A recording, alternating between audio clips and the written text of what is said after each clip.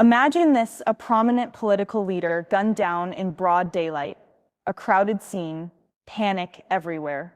The assassin caught almost immediately. The gun, the rooftop, the DNA. On the surface, it looked like an open and shut case. But within hours, cracks began to form.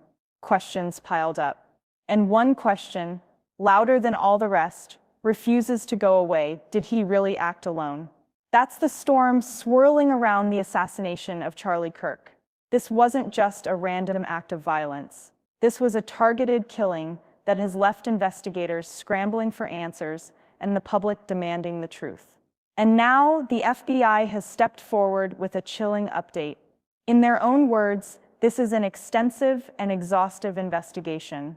They're combing through thousands of digital files, interrogating dozens of witnesses, and dissecting text messages that some believe point to more than one person being involved.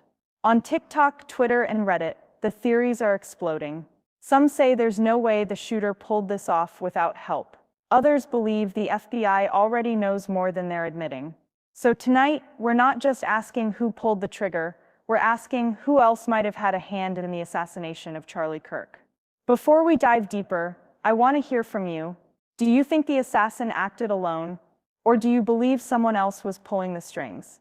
Drop your thoughts in the comments, because as this investigation unfolds, your perspective might just reveal the detail everyone else has missed. And don't forget to subscribe, because the updates on this case are moving fast, and you don't want to miss what comes next. At a tense press briefing, FBI Director Kash Patel faced the question everyone wanted answered. Did anyone assist in the assassination of Charlie Kirk? Patel's response was cautious, measured, but it left the room buzzing. He didn't dismiss the idea outright. Instead, he stressed that the investigation is still wide open. Agents are still triaging what he described as an overwhelming amount of digital evidence. We're talking thousands of files pulled from seized laptops, phone records cross-checked against cell tower data, encrypted text messages being decrypted one by one, and every single piece of information, Patel said, is being shared in real time with state prosecutors. Then came the line that has since been replayed and dissected across social media. The text messages speak for themselves. No elaboration, no explanation, just that. And that one sentence set the internet on fire.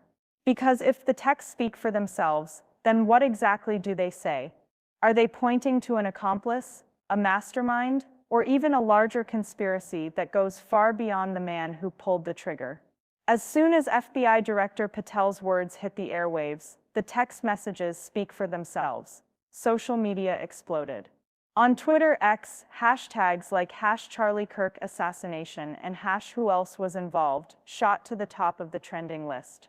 One viral tweet read, "If the texts speak for themselves, then release them. What are they hiding?" It racked up over 3 million views in just 24 hours. On TikTok, creators began breaking down Patel's body language frame by frame. Some claimed he looked nervous, others argued he was holding back a bombshell. One TikTok with nearly 500,000 likes put it bluntly. He knows there's more than one person. You can see it in his eyes. Meanwhile, over on Reddit's r/True users were mapping out timelines and cross-referencing screenshots from leaked documents. Some sleuths claimed the shooter had received multiple calls just minutes before the assassination, calls that haven't yet been explained by the FBI. Podcasters quickly joined the fray, with shows like True Crime Garage and Crime Weekly speculating that the text messages Patel referenced could link the shooter to a second individual, maybe even someone with political ties.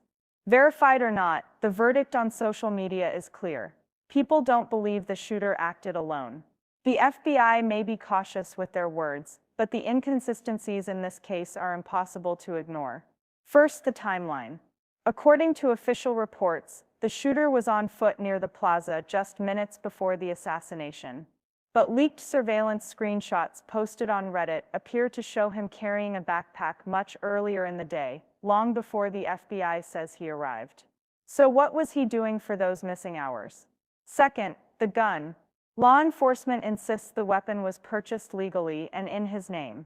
But internet sleuths uncovered a gun forum post, allegedly tied to his email, that suggests he had been asking about modifications months before the attack.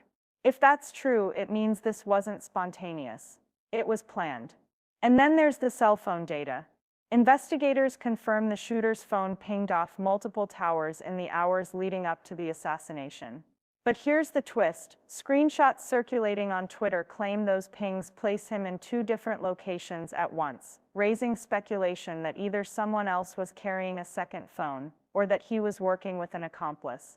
Even the eyewitness accounts don't line up. Some describe seeing only the shooter on the rooftop. Others, like one anonymous tip shared to a local news station, swear they saw a second figure slip away into a nearby alley. That detail has never been confirmed by authorities.